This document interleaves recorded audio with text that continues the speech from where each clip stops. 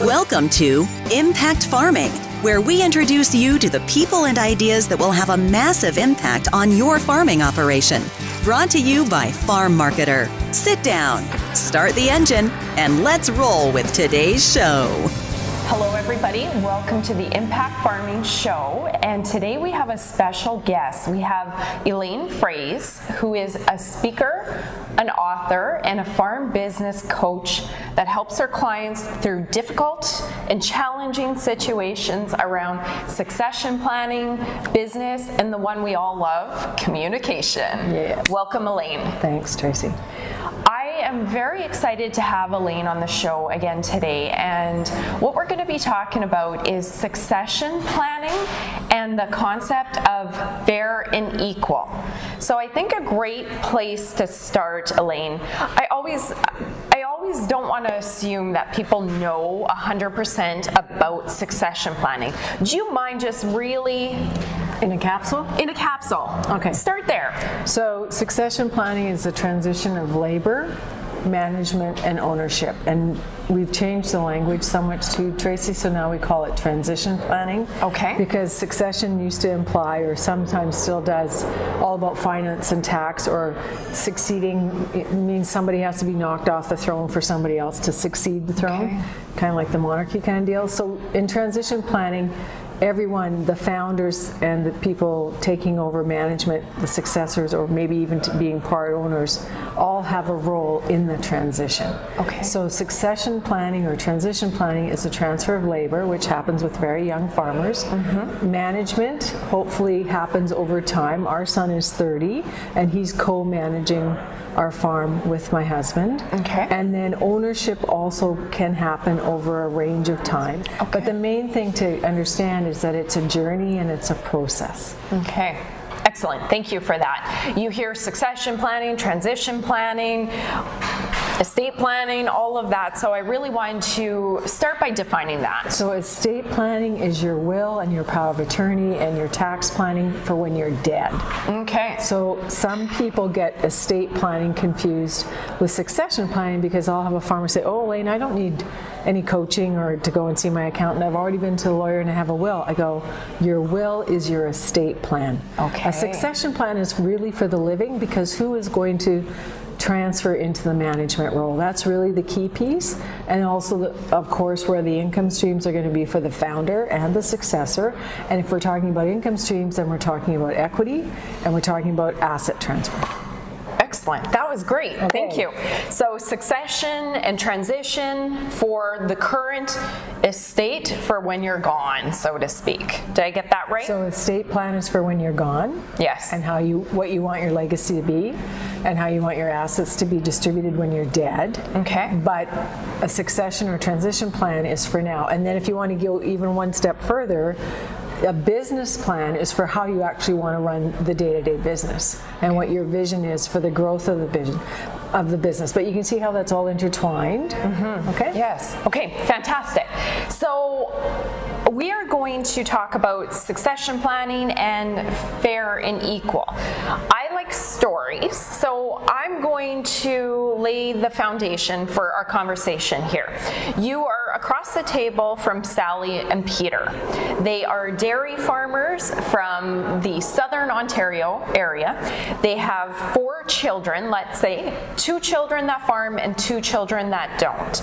And like many farm families out there, they have kids that farm and they're trying to figure out their future. Do you want to tell people what the price of land is in southern Ontario? Yeah, I was going to get to that one as one of those obstacles for succession planning.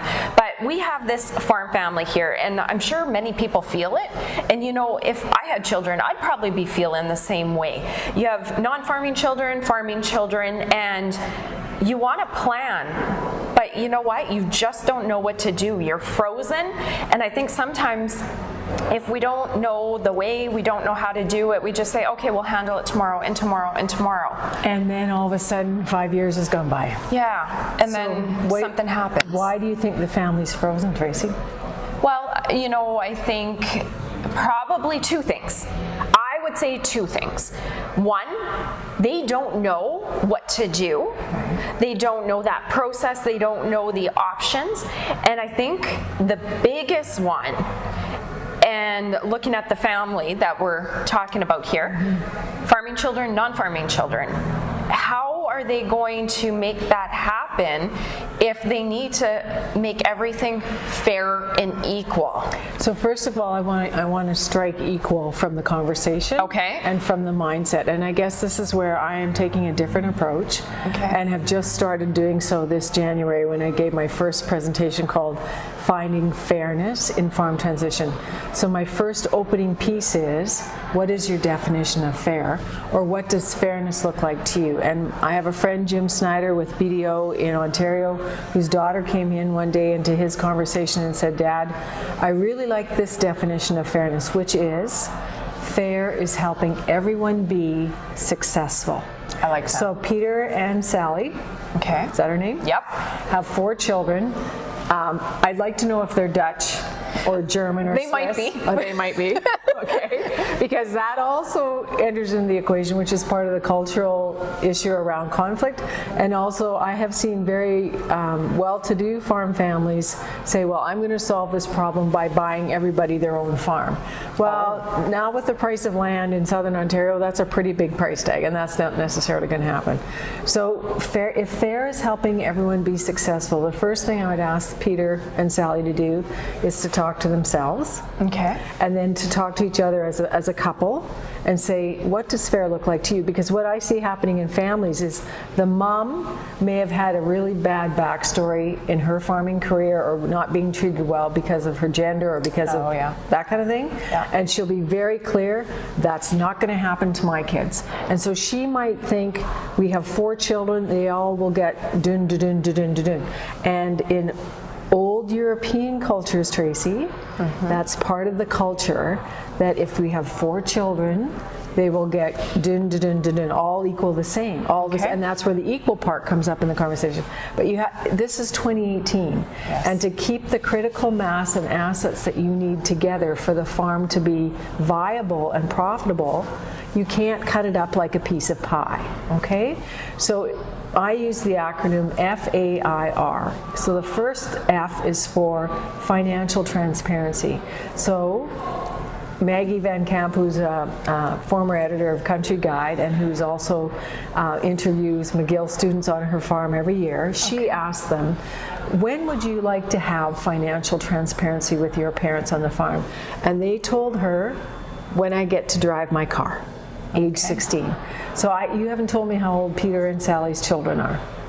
I would say Peter and Sally's children are actually, they're up there. They're in their 30s. I'm going to say they're a little bit older already. Like mid-30s? Yeah. Okay. And Peter and Sally have been stalled because this is a big one and they don't want family all of a conflict. sudden there's grandchildren. There's grandchildren. And there's 2 brothers working together, and there's the daughter who's always worked on the farm helping with herd health, and now she's getting her vet degree or whatever, right? Yeah. So again, go back to the question, what does fairness look like to you? So as a couple, Peter and Sally have to have some degree of alignment, because if the parents are misaligned, then the children will play one parent against the other and drive a wedge between. And then driving the wedge is really what you're talking about. It's the obstacle of, I don't want there to be a fight, right, and I still want the kids to come home for Thanksgiving and Christmas, right? Yes. So it's really important in that financial transparency that all the kids have some degree of understanding what the vision is for that dairy farm. Okay. And that we need this critical landmass for the herd. And so then the next question is, what does fairness look like to you as the veterinarian? And what does fairness look like to you as the teacher in downtown Woodstock? Okay, so you get information from everybody. And this happened in my own situation, where I got to talk to my parents face to face in July of 1998 when they were working on their transition plan, and I said, I don't expect anything from you. I'm good. We have our own farm that's been doing well, thank you very much. You need your farm shares to stay with my farming brother. Anything I get from your estate would be a bonus. Now that's the kind of kid that most of my clients want to adopt. Yes. They say, where do I find a child like that? And there are lots of well-educated people doing well that will say that. The other thing they'll say is, Peter and Sally, mom and dad, you've worked hard for 40 years. I want you to enjoy the fruit of your labor. I don't want you to give me everything. Yes. And then there's also self-respect for the dairy farmers' sons and daughters who are dairy farming to say, I don't want people in the neighborhood to say, well, it must be nice to be you. You were given everything. So there can be a balance of gifting and a balance of rolling things over. And what the percentages of that are come with financial transparency with the family, and then also financial transparency with the accountant. And then we have another problem is what is your expectation of income stream? Right. So then that goes to the A in FAIR. So A stands for what is your attitude towards money? Gimme, gimme, gimme, gimme, take, or I'll receive whatever you decide to transfer. Yes. Right? So every family has savers. Every family, 4 children, there's some savers, there's some spenders. You hear in agriculture the word gold digger or the golden child. Have you ever heard those expressions? Yes, I've heard of some golden children? No, you don't have to confess that. So anyway, there's all these money scripts. And if you want to do more on that, my friend Bruce Sellery, Sellery, has written a book called Moolala, Why Smart People Do Dumb Things with Their Money. And if you go to moolala.ca, you can get some of his resources. So my attitude towards money is for generosity and freedom, but I'm at the stage as an entrepreneur and as a farm owner that I'm there. But if you're 35 years old and a dairy farmer and are trying to decide how much you can afford to buy into your father and mother's business and how much debt you can service, money means survival to you. It's a totally different thing. You're right. So we have F for financial transparency, A for attitudes towards money, I stands for intention. Okay. So what is Peter and Sally's intention? You know, Peter and Sally, more than anything, they have worked very hard to build this farm up. They love having the farm and they really want the farm to continue on. They do. So they have a high value for legacy. Yes. And also a high value for work ethic. Yes. Right. And they also want to be fair to all their children. So it really comes back to what they sense as being fair. And quite often I give permission to parents not to sacrifice, Tracy, because the other comment I hear sometimes from farm families, which is really hard to hear, is, Elaine, we're willing to live frugally, or we're willing to sacrifice. And I go, how long have you been doing this? I don't like that. No, I don't either. Then I meet the 89-year-old mother who says, Elaine, thank you for reminding my children that I'm not dead yet. Because she is living frugally and she's actually going without, and her children are doing quite well, thank you very much. And really there needs to be a role reversal happening there. So what is your intention? And then where is it written, Tracy, that it's Peter and Sally's job as parents to make all of their children economically equal? Can you tell me where that's written? You know, it isn't, but that has somehow become the expectation, unfortunately. But that again is a cultural choice, right? And does money equal love? Maybe to some people, I don't know. Yes, it does. To some people. Yeah. And I'm just, going through the slides in my head of my presentation, which anybody watching this podcast can see if they just go to youtube.com and Google Finding Fairness in Farm Transition. We'll put links. Hour-long presentation, and we'll put links in the show notes too. Yeah. So I had a case where a roll-top desk was promised to one child, and the other child said, no, it was promised to me, and money, money does not equal love in my books. No. So again, another thing about intention that would be helpful to Peter and Sally is to say, what do we really value here? Okay. And they value richness in relationship because they want the family to continue getting along.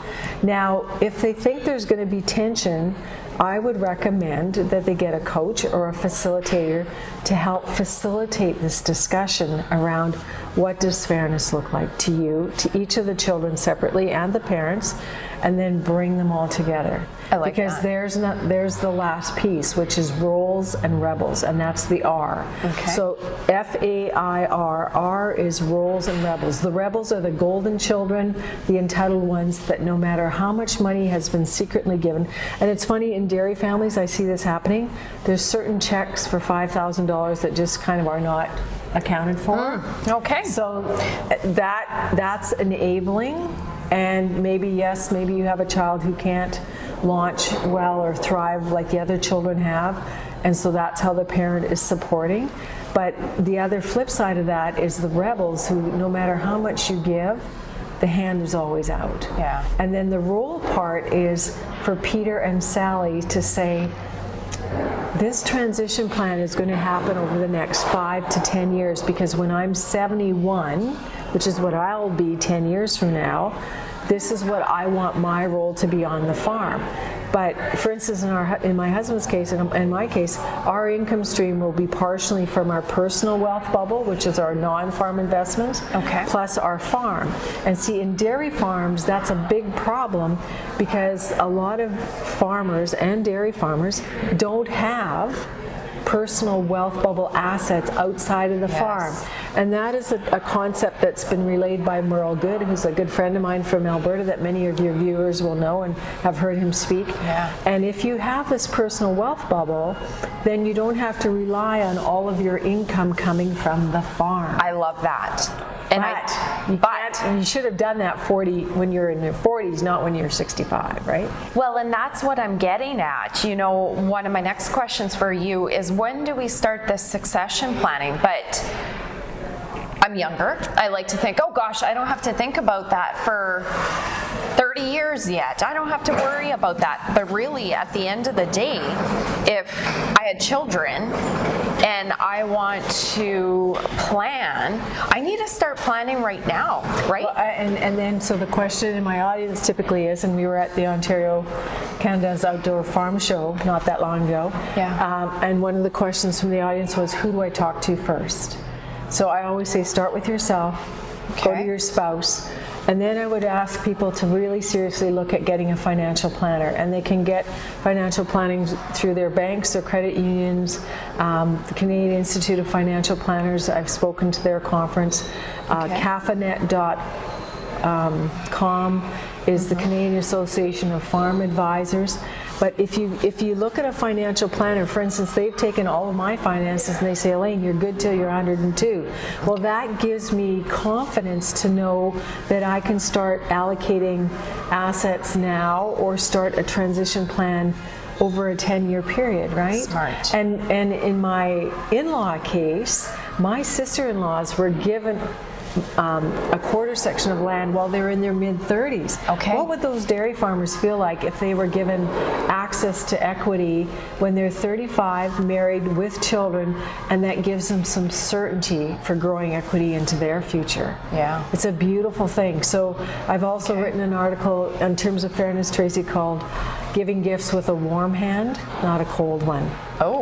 So that's a whole other conversation about how soon do you start gifting and transferring assets, and is that fair? Because then you have the time, opportunity, the cost of money over time, right? Like if money given to you 10 years ago is worth more than money given to you when you're 65. Absolutely. There's lots to think about. There is. The conversation with a financial planner is really good, because that will determine your personal income streams, look at your personal wealth bubble, and then how that relates to the assets of the farm.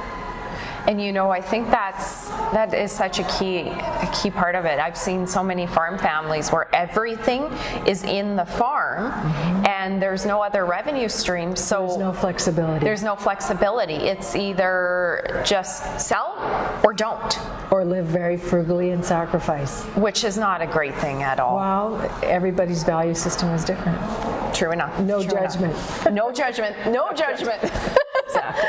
Well, I love your definition of fair, and I love the conversation that, you know what, equal doesn't have to be part of the conversation. Yeah, you don't even have to use it as part of your language anymore. Agriculture needs a mindset shift. We need more helpful language to navigate conflict, because conflict management is a business risk management strategy.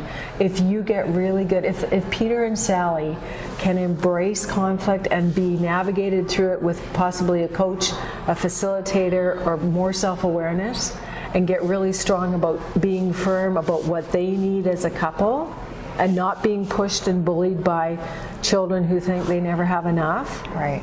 You know, and then, you know, another book that I would love listeners to look at is anything written by David Chilton, the wealthy barber. Oh, yes. Who's also on Dragon's Den. Yes. But he's also gone to many ag conferences, and I've heard him speak several times, and he says Canadians suffer from granite top syndrome. Oh. You're not successful, Tracy, did you know, unless you have real granite in your kitchen. Okay. Yeah. Well, I better get to work. No, that's not true. I better get working. He also says that 2 words are not in the vocabulary of millennials, and that would be wait and save. But wait is important in terms of when the timing is right, but wait becomes a negative thing if it becomes procrastination. Okay. So Peter and Sally need to embrace the decisions they need to make, not procrastinate, see conflict resolution as a good thing to find out what everybody thinks, feels, needs, and wants. I think, kids, it's time for us to sit down and have a family meeting.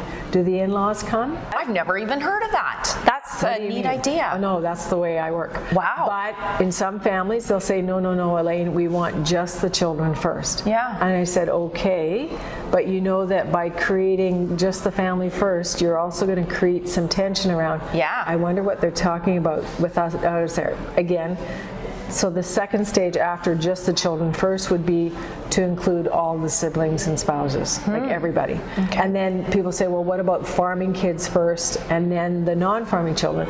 So that would be even a prior stage. So Peter and Sally could meet first with the 2 farming children that are on the dairy farm with them and say, show me your business plan. So they also, Peter and Sally also want to know that their farming children have a business vision, a business plan, and are totally passionate and committed to this business. Okay. Right? And once they get that established, then they'll say, now we need to draw in your non-farming siblings and get an idea of what does fairness look like to you. So I have a little postcard that we can also put in the show notes.